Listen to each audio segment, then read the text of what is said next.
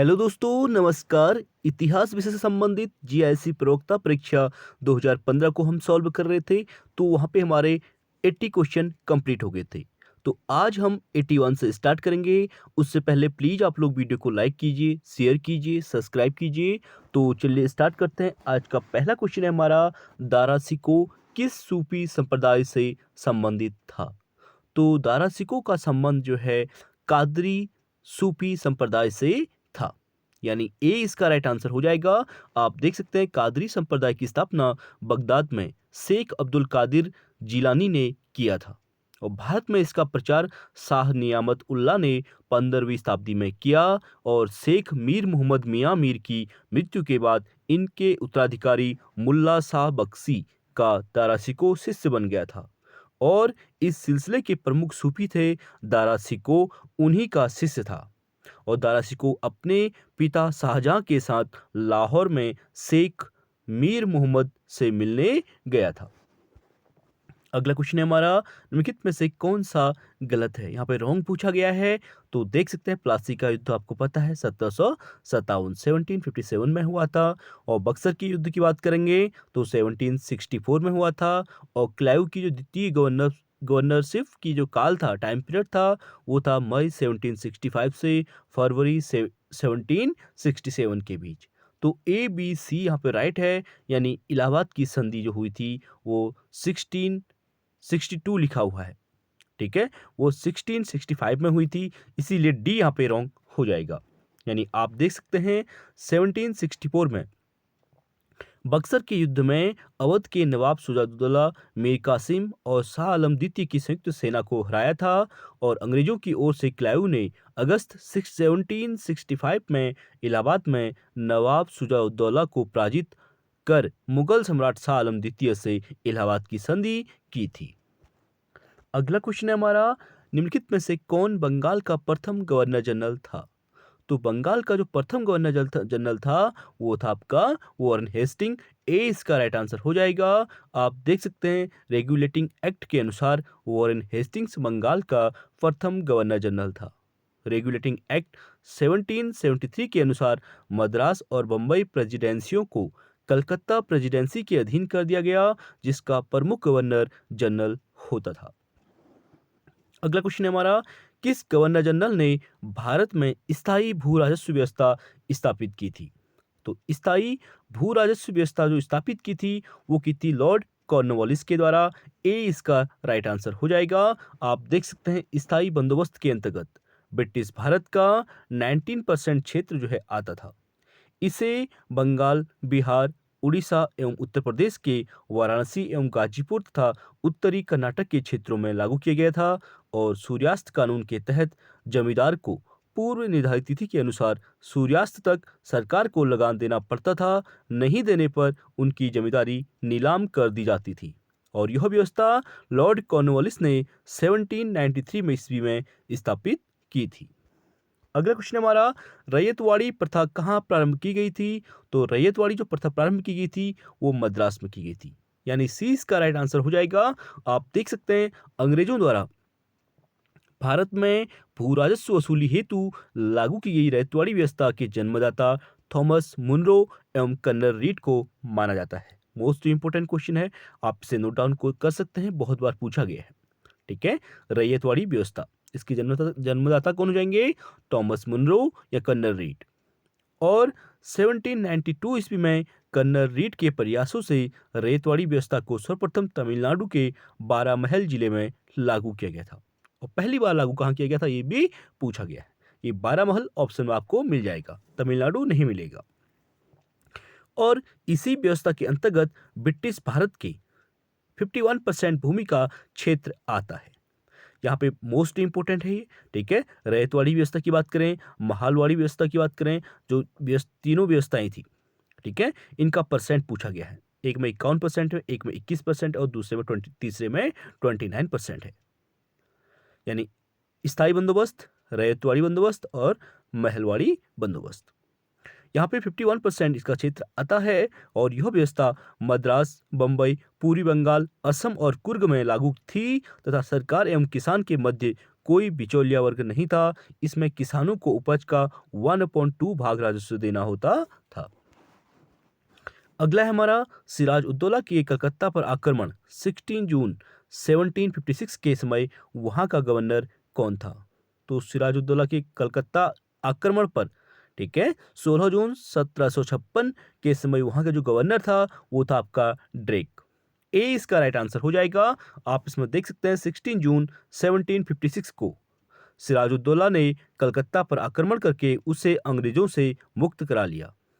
उस समय कलकत्ता का गवर्नर जो है ड्रेक था, उसे भागकर फुल्टा द्वीप में शरण लेनी पड़ी और मिस्टर हॉलवेल अपने कुछ सहयोगियों के साथ नवाब के समक्ष जो है आत्मसमर्पण कर दिया था। अगला क्वेश्चन है हमारा डीरो, ठीक है, डीरोजियोंज कौन थे? तो डीरोजियोंज जो थे वो थे अंग्रेजी शिक्षित बंगाली युवक।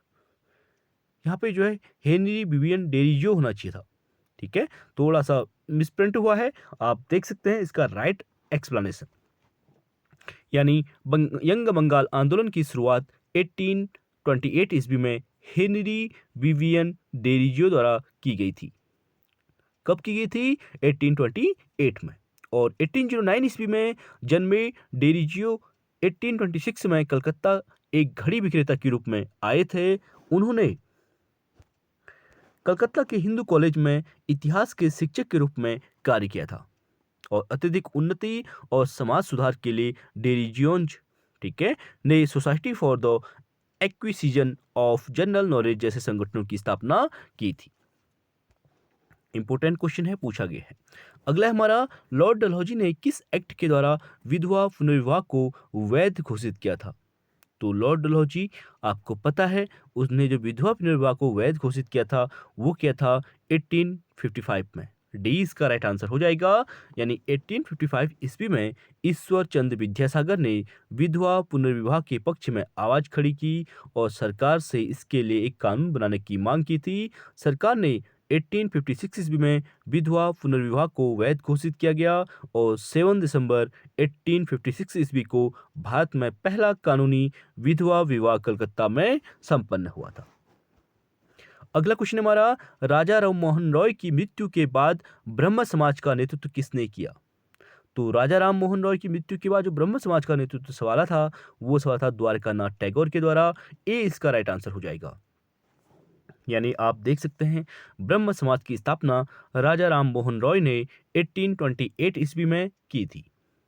राजा राम मोहन रॉय की मृत्यु 1833 ईस्वी के पश्चात ब्रह्म समाज का नेतृत्व जो है द्वारिकानाथ टैगोर ने किया था। वह देवेंद्रनाथ टैगोर के पिता थे और 1842 ईस्वी में महर्षि देवेंद्रनाथ टैगोर ब्रह्म समाज में सम्मिलित हुए और संस्था का नेतृत्व किया और देवेंद्रनाथ टैगोर ने 1839 ईस्वी में तत्वबोधिनी सभा की स्थापना की थी और केशव चंद्र सेन को ब्रह्म समाज का आचार्य नियुक्त किया था। अगला हमारा सूची 1 को सूची 2 से सुमेलित कीजिए और नीचे दिए गए कूट से सही उत्तर का चयन कीजिए। तो इसे देख लेते हैं। यहाँ पे इसका राइट आंसर हो जाएगा बी, यानी सामाजिक सुधार का संबंध आपका लॉर्ड विलियम बेंटिंक से हो जाएगा। बंगाल का विभाजन का संबंध आपको पता है लॉर्ड कर्जन से संबंधित है। बंगाल में दोहरा शासन जो है वो है आपका क्लाइव, ठीक है, क्लाइव से संबंधित हो जाएगा। और राज्य हड़प नीति का जो सिद्धांत दिया था वो डलहौजी का हो जाएगा। यानी सती प्रथा का अंत, शिक्षा में सुधार जैसे सामाजिक सुधार कार्य जो है लॉर्ड विलियम बेंटिंक ने किए थे। और भारत का विभाजन 1905 ईस्वी में कर्जन के समय तथा क्लाइव ने 1765 ईस्वी में बंगाल में द्वैत शासन लागू किया और लॉर्ड डलहौजी भारत में हड़प नीति के लिए जाने जाते हैं। अगला क्वेश्चन हमारा, कौन गवर्नर जनरल था जब 1857 का विद्रोह हुआ था? मोस्ट इंपोर्टेंट क्वेश्चन, बहुत बार रिपीट हुआ है, तो इसका राइट आंसर हो जाएगा लॉर्ड कैनिंग, ठीक है, क्योंकि इतिहास में 1857 रिवॉल्यूशन 1857 की क्रांति हमेशा याद की जाती है, तो उस टाइम जो है गवर्नर जनरल था लॉर्ड कैनिंग। 20 का राइट आंसर हो जाएगा। आप देख सकते हैं, यानी यहाँ तक कि 1857 की क्रांति के बारे में मेंस में भी लिखने के लिए पूछा जाता है, हमेशा पूछा जाता है। यानी 1857 के विद्रोह के समय भारत का जो गवर्नर जनरल लॉर्ड कैनिंग था उसका कार्यकाल भारत में 1856 ईस्वी से 1858 ईस्वी तक था और 10 मई को मेरठ से 1857 के विद्रोह प्रारंभ हुआ। सैनिकों ने दिल्ली में विद्रोह कर दिया और मुगल बादशाह बहादुर शाह को विद्रोह का नेतृत्व करने के लिए मजबूर किया था। अगले क्वेश्चन की बात करेंगे, किसने लंदन में ईस्ट इंडियन एसोसिएशन की स्थापना की थी? तो लंदन में ईस्ट इंडियन एसोसिएशन की स्थापना जो की थी दादा भाई नौरोजी के द्वारा। 20 का राइट आंसर हो जाएगा। इसमें देख सकते हैं दादा भाई नौरोजी अपने जीवन काल में सामाजिक और राजनीतिक रूप से सक्रिय रहे। उन्होंने 1855 से 1869 तक लंदन में प्रवास किया और इसके लिए उन्होंने लंदन इंडियन एसोसिएशन और ईस्ट इंडिया एसोसिएशन की स्थापना की थी। अगला क्वेश्चन हमारा, हेस्टिंग्स से पूर्व कंपनी का कोषागार कहाँ था? यानी लॉर्ड हेस्टिंग्स से पूर्व जो कंपनी का कोषागार था वो था आपका मुर्शिदाबाद, और मुर्शिदाबाद का है बंगाल में। सी इसका राइट आंसर हो जाएगा। आप देख सकते हैं 1772 ईस्वी में वॉरेन हेस्टिंग्स को बंगाल के गवर्नर के रूप में ईस्ट इंडिया कंपनी द्वारा नियुक्त किया गया था और वॉरेन हेस्टिंग्स ने भारत आते ही 1772 ईस्वी में द्वैध प्रणाली, ठीक है, को समाप्त किया तथा कलकत्ता परिषद एवं उसके प्रधान को आज्ञा दी कि वे स्वयं दीवान बने और बंगाल, बिहार, ओडिशा के प्रबंध को अपने हाथ में ले। उसने कोषागार को मुर्शिदाबाद से कलकत्ता स्थानांतरित किया था।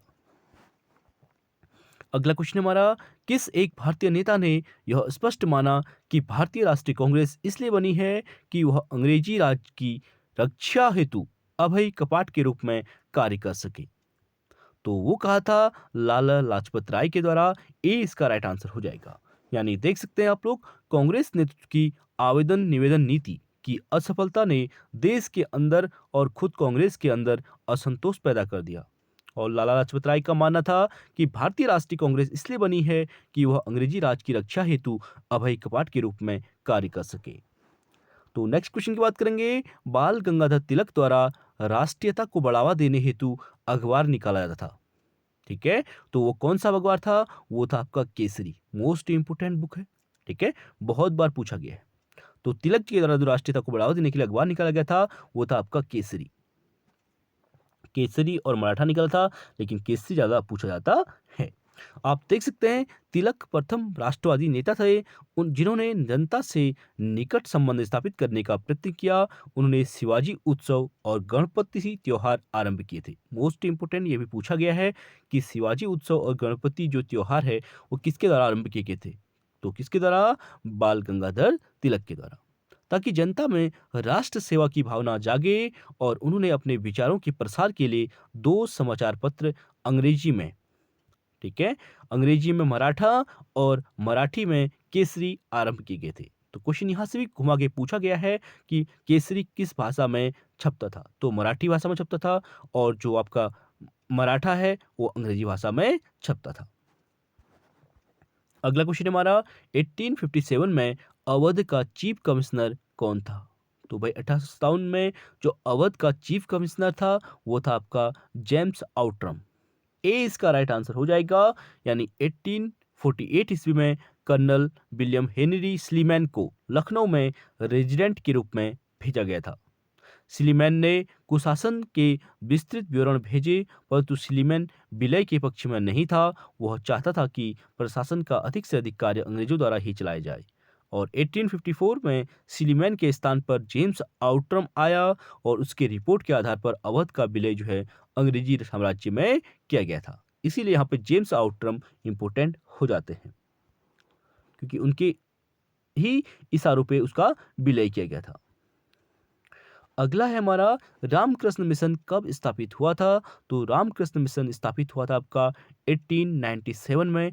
ए इसका राइट आंसर हो जाएगा।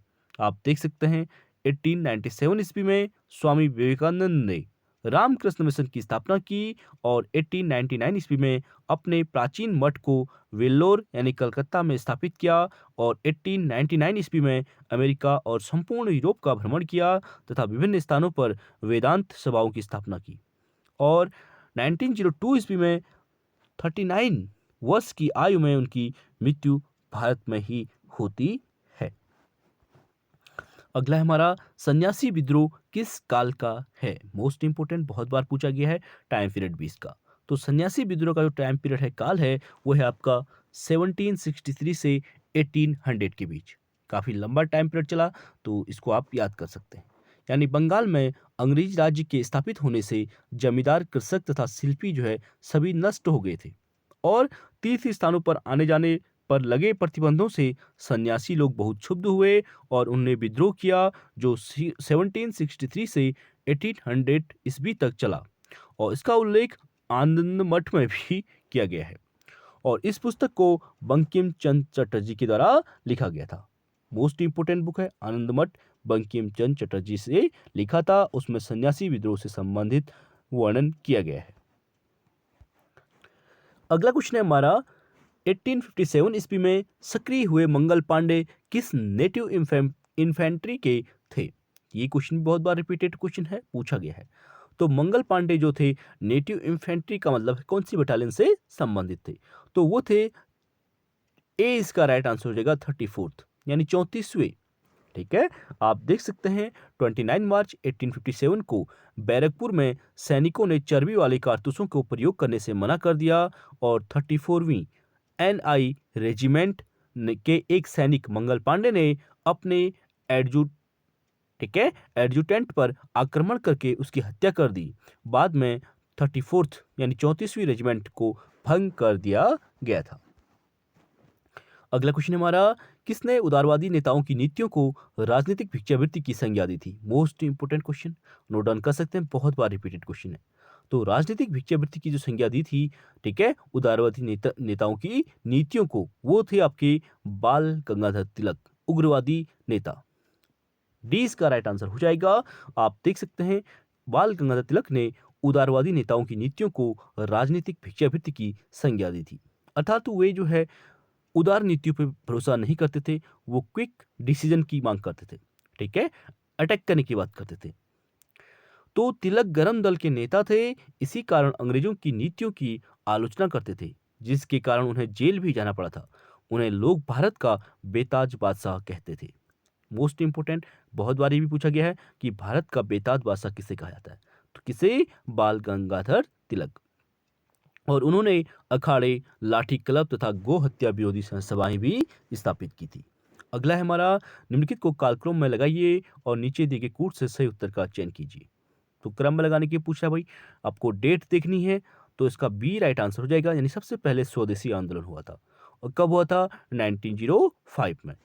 उसके बाद हुआ था आपका जलियांवाला बाग नरसंहार, आपको पता है 13 अप्रैल 1919 को। उसके बाद आता आपका दांडी मार्च महात्मा गांधी की, ठीक है, 1930 को, और अंत में आपका भारत छोड़ो आंदोलन 1942 हो जाएगा। यानी आप इसका एक्सप्लेनेशन देख सकते हैं।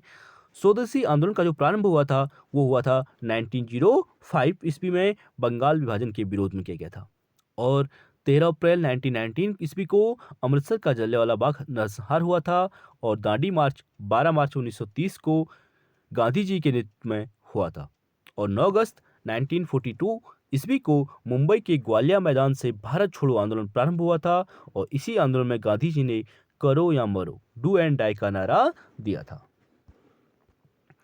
अगला क्वेश्चन है हमारा, भारतीय राष्ट्रीय कांग्रेस के किस अधिवेशन के समय क्रांतिकारी समाजवादी पार्टी की स्थापना हुई थी? तो क्रांतिकारी समाजवादी पार्टी की स्थापना हुई थी रामगढ़ अधिवेशन 1940 में। ए इसका राइट आंसर हो जाएगा। मोस्ट इंपोर्टेंट क्वेश्चन है, नोट डाउन कर सकते हैं। यानी क्रांतिकारी समाजवादी पार्टी की स्थापना 19 मार्च 1940 ईस्वी को की गई थी। इसके संस्थापक योगेश चंद्र चटर्जी थे, और 1940 में कांग्रेस का रामगढ़ अधिवेशन हुआ था। इस अधिवेशन के अध्यक्ष अबुल कलाम आजाद थे, और इसी अधिवेशन में व्यक्तिगत सत्याग्रह का प्रस्ताव जो है पारित किया गया था। अगला है हमारा, निम्नलिखित में से किसे भारतीय कृषि विभाग के पिता के रूप में देखा जाता है? मोस्ट इंपोर्टेंट रिपीटेड क्वेश्चन है। तो भारतीय कृषि विभाग के पिता के रूप में देखा जाता है लॉर्ड मेयो को। बी इसका राइट आंसर हो जाएगा। भारतीय कृषि विभाग के पिता लॉर्ड मेयो को माना जाता है। मेयो के कार्यकाल में कृषि एवं वाणिज्य के लिए एक पृथक विभाग बनाया गया था, इसीलिए उनको इसका पिता माना जाता है। अगला है, लंदन में सर कर्जन वाइली को 1909 में किसने गोली मारी थी? तो ये मारी थी आपको एम.एल. धिंगरा के द्वारा। ठीक है, लंदन में जाकर कर्नल वाइली को, यानी सी इसका राइट आंसर हो जाएगा। आप देख सकते हैं लंदन में 1 जुलाई 1909 ईस्वी को मदन लाल धिंगरा ने इंडिया ऑफिस के राजनीतिक सलाहकार कर्जन वाइली की गोली मारकर हत्या कर दी थी और धिंगरा को गिरफ्तार कर लिया गया और फांसी दे दी गई। और इसके बाद वीर सावरकर को गिरफ्तार कर भारत भेजा गया ताकि उन पर नासिक षड्यंत्र कांड का मुकदमा चल सके। अगला है, मुस्लिम लीग ने कब पृथक मुस्लिम राज्य की मांग की थी? तो मुस्लिम लीग के द्वारा सबसे पहले जो पृथक राज्य की मांग की गई थी वो की गई थी 1940 में, सबसे पहले नहीं। ठीक है, तो पृथक राज्य की मांग जो कि 1940 में की गई थी, यानी 20 का राइट आंसर हो जाएगा। आप देख सकते हैं 23 मार्च 1940 ईस्वी को मुस्लिम लीग का अधिवेशन लाहौर में हुआ था और इसकी अध्यक्षता किसने की थी? वो की थी मोहम्मद अली जिन्ना ने। और इस अधिवेशन में भारत से अलग एक मुस्लिम राज्य यानी पाकिस्तान की मांग की गई। जिन्ना ने अधिवेशन में भाषण देते हुए कहा कि वे एक अलग मुस्लिम राष्ट्र के अतिरिक्त कुछ स्वीकार नहीं करेंगे। अगला है हमारा, महात्मा गांधी ने 1922 में असहयोग आंदोलन क्यों वापस लिया था? तो आपको पता है असहयोग आंदोलन वापस लेने के पीछे जो कारण थे वो था चौरी चौरा कांड में हिंसा के कारण। ठीक है, चौरी चौरा में जो हुई हिंसा के कारण जो है महात्मा गांधी के द्वारा ये असहयोग आंदोलन वापस ले लिया था, क्योंकि महात्मा गांधी हिंसा नहीं चाहते थे और उन्होंने जो है आंदोलन वापस ले लिया। इससे सी.आर. दास और मोतीलाल नेहरू लोग नाराज हो गए थे, इसीलिए सी.आर. दास ने स्वराज पार्टी बनाई थी इसी आंदोलन को वापस लिए जाने के बाद। आप एक्सप्लेनेशन देख सकते हैं। 5 फरवरी 1922 ईस्वी को संयुक्त प्रांत के गोरखपुर जिले में चौरी चौरा नामक स्थान पर जहां किसानों के एक जुलूस पर गोली चलाए जाने के कारण क्रुद्ध भीड़ ने थाने में आग लगा दी, जिसमें एक थानेदार सहित 21 सिपाहियों की मृत्यु हो गई थी। इस घटना से दुखी होकर महात्मा गांधी ने 12 फरवरी को बारदौली में असहयोग आंदोलन को स्थगित कर दिया गया था। अगला है, हम या तो स्वतंत्र भारत लंगे या इसके प्रयास में मर जाएंगे, यह नारा दिया था। तो यह नारा दिया था आपका महात्मा गांधी ने कि हम या तो स्वतंत्र भारत में लंगे या फिर इसके प्रयास में मर जाएंगे। आप देख सकते हैं 7 अगस्त 1942 ईस्वी को बंबई में कांग्रेस का अधिवेशन हुआ और इसकी अध्यक्षता अबुल कलाम आजाद ने की थी। नेहरू ने भारत छोड़ो प्रस्ताव पेश किया और 8 अगस्त 1942 ईस्वी को स्वीकार कर लिया गया। कांग्रेस के इस ऐतिहासिक सम्मेलन में गांधी जी ने भाषण दिए और कहा कि हम या तो स्वतंत्र भारत लंगे या इसके प्रयास में मर जाएंगे। अगला है हमारा, किस वर्ष जवाहरलाल नेहरू ने लाहौर में रावी नदी के तट पर तिरंगा झंडा लहराया तथा स्वतंत्र आंदोलन का उद्देश्य पूर्ण स्वराज घोषित किया था? मोस्ट इंपोर्टेंट क्वेश्चन है, रिपीटेड क्वेश्चन है, डेट नोट डाउन कर सकते हैं। तो वो था 31 दिसंबर 1929। डी इसका राइट आंसर हो जाएगा। आप देख सकते हैं 31 दिसंबर 1929 ईस्वी में कांग्रेस का वार्षिक अधिवेशन जो है हुआ था। इस अधिवेशन के अध्यक्ष गांधी जी चुने गए थे, लेकिन उन्होंने अपनी जगह जवाहरलाल नेहरू को अध्यक्ष बनाया था और जवाहरलाल नेहरू ने कहा था कि आज हमारा बस एक ही लक्ष्य है, स्वाधीनता का लक्ष्य, और हमारे लिए स्वाधीनता के मायने हैं और ब्रिटिश साम्राज्य से पूर्ण स्वतंत्रता की बात करते हैं। यानी आप देख सकते हैं महात्मा गांधी का झुकाव जो है नेहरू की तरफ था। अगला है हमारा, भारत विभाजन से संबंधित माउंटबेटन योजना की सरकारी तौर पर घोषणा हुई थी। तो सरकारी तौर पर जो घोषणा हुई थी वो हुई थी 3 जून 1947 को। ठीक है, 3 जून 1947 को सी इसका राइट आंसर हो जाएगा। यानी 24 मार्च 1947 ईस्वी को माउंटबेटन गवर्नर जनरल बनकर भारत आए। आते ही उन्होंने यहाँ की राजनीतिक स्थिति पर काबू पाने के लिए देश के विभिन्न नेताओं से विचार विमर्श किया और अपने सुझाव ब्रिटिश सरकार को सौंपे। अंततः ब्रिटिश सरकार ने 3 जून 1947 ईस्वी को भारत विभाजन योजना प्रस्तुत किया, जिसे माउंटबेटन योजना भी कहा जाता है। अगला हमारा, भारत की पूर्ण स्वतंत्रता का प्रस्ताव किस स्थान पर पारित किया गया था? तो पूर्ण स्वतंत्रता का जो प्रस्ताव था वो पारित किया गया था लाहौर पर। 20 का राइट आंसर हो जाएगा। यानी दिसंबर 1929 ईस्वी में कांग्रेस का जो वार्षिक अधिवेशन लाहौर में हुआ और इसी अधिवेशन में पूर्ण स्वराज यानी स्वतंत्रता का प्रस्ताव पारित हुआ। यहीं कांग्रेस की बैठक में 26 जनवरी 1930 ईस्वी को पूर्ण स्वाधीनता दिवस संपूर्ण भारत में मनाने का निश्चय किया गया था। अगला है हमारा अलीगढ़ आंदोलन से निम्नलिखित में से कौन संबंधित नहीं था? तो अलीगढ़ आंदोलन से जो संबंधित नहीं है वो है आपका मौलाना अबुल कलाम आजाद। ठीक है, सी इसका राइट हो जाएगा। यानी 1875 ईस्वी में सर सैयद अहमद खान ने अलीगढ़ में एक मुस्लिम एंग्लो ओरिएंटल स्कूल आरंभ किया, जहां पाश्चात्य विषय तथा विज्ञान और मुस्लिम धर्म दोनों पढ़ाए जाते थे। और शीघ्र ही अलीगढ़ मुस्लिम अलीगढ़ मुस्लिम संप्रदाय के धार्मिक और सांस्कृतिक आंदोलन का केंद्र बन गया। इसके नेता अल्ताफ हुसैन हाली, नाजीर अहमद व चिराग अली आदि माने जाते हैं। अगला क्वेश्चन है हमारा 1885 में बॉम्बे प्रेसिडेंसी एसोसिएशन का गठन किसने किया था? तो 1885 में, तो इसका राइट आंसर हो जाएगा केटी तेलंग और फिरोजा मेहता, यानी डी इसका राइट आंसर हो जाएगा। इंपॉर्टेंट क्वेश्चन है, रिपीटेड क्वेश्चन है, बहुत बार पूछा गया है, नोट डाउन कर सकते हैं आप, इसका एक्सप्लेनेशन देख सकते हैं। यानी फिरोज मेहता, बदरुद्दीन तैयब जी, केटी तेलंग और काशीनाथ त्र्यंबकम के प्रयासों में बम्बई से 1885 में बॉम्बे प्रेसिडेंसी एसोसिएशन की स्थापना हुई थी। और 31 जनवरी 1885 ईस्वी को बम्बई में नागरिकों की एक सभा जमशेद जी जीजाभाई की अध्यक्षता में बुलाई गई और सभा में इस एसोसिएशन का गठन हुआ। और इसका उद्देश्य लोगों में राजनीतिक विचारों का प्रचार प्रसार करना था। अगला हमारा समाचार इंडियन ओपिनियन संबंधित है। तो समाचार जो इंडियन ओपिनियन है उसका संबंध महात्मा गांधी से है, सी इसका राइट आंसर हो जाएगा। आप देख सकते हैं दक्षिण अफ्रीका प्रवास के दौरान गांधी जी विभिन्न भारतीय समुदायों को संगठित करने और उनकी मांगों का खूब प्रचार करने का लगातार प्रयास करते रहे। इसके लिए उन्होंने नटाल भारतीय कांग्रेस का गठन किया और 1903 ईस्वी में इंडियन ओपिनियन के संपादक मनसुख लाल नजर थे। इन्होंने इंडियन ओपिनियन नामक एक समाचार पत्र निकालना प्रारंभ किया था। अगला क्वेश्चन हमारा, सुभाष चंद्र बोस ने सिंगापुर में स्वाधीन भारत की सरकार गठित की थी। तो मोस्ट इंपोर्टेंट क्वेश्चन है, ठीक है। तो इसका राइट आंसर हो जाएगा आपका 21 अक्टूबर 1943 को, ठीक है। स्वाधीन भारत की सरकार यानी भारत की पहली अस्थायी सरकार की स्थापना सुभाष चंद्र बोस के द्वारा 1943 में ही कर दी गई थी। यानी एक तौर पर आप कह सकते हैं भारत के पहले अस्थायी सरकार के प्रधानमंत्री सुभाष चंद्र बोस को माना जाता है। आप देख सकते हैं सुधीर चौधरी का डीएनए में भी इसको एक्सप्लेन किया गया है। सुभाष चंद्र बोस 2 जुलाई 1943 ईस्वी को सिंगापुर पहुंचे और 5 जुलाई 1943 को ईस्वी को राज बिहारी बोस ने भारतीय स्वतंत्रता लीग की अध्यक्षता सुभाष चंद्र बोस को सौंप दी और 21 अक्टूबर 1943 ईस्वी को सुभाष चंद्र बोस ने आजाद हिंद फौज के सर्वोच्च सेनापति की हैसियत से सिंगापुर में स्वतंत्र भारत की अस्थायी सरकार की स्थापना की थी। अगला है हमारा, स्वतंत्र भारत के प्रथम भारतीय गवर्नर जनरल कौन थे?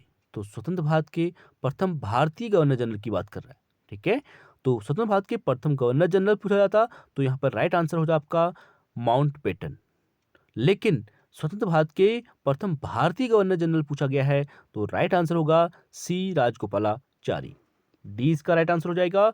आप देख सकते हैं स्वतंत्रता के समय भारत के गवर्नर जनरल लॉर्ड माउंटबेटन थे। 1948 में वे त्यागपत्र देकर इंग्लैंड वापस चले गए। इसके बाद प्रथम भारतीय गवर्नर जनरल के रूप में चक्रवर्ती राजगोपालाचारी की नियुक्ति हुई। ये ही अंतिम गवर्नर जनरल भी रहे और 26 नवंबर 1949 ईस्वी को संविधान सभा द्वारा भारत को संविधान अंगीकृत किया और गवर्नर जनरल का पद समाप्त किया गया। अगला है, निम्नलिखित में से कौन 1885 के बाद बंगाली एवं मराठी नेताओं के प्रति जो है आयरलैंड जैसा क्रांतिकारी योजना चलाने का संदेह करने लगा था? तो इसका राइट आंसर हो जाएगा वो था आपका लॉर्ड कर्जन, डी इसका राइट आंसर हो जाएगा। यानी लॉर्ड कर्जन 1899 से 1905 ईस्वी तक भारत का गवर्नर जनरल था।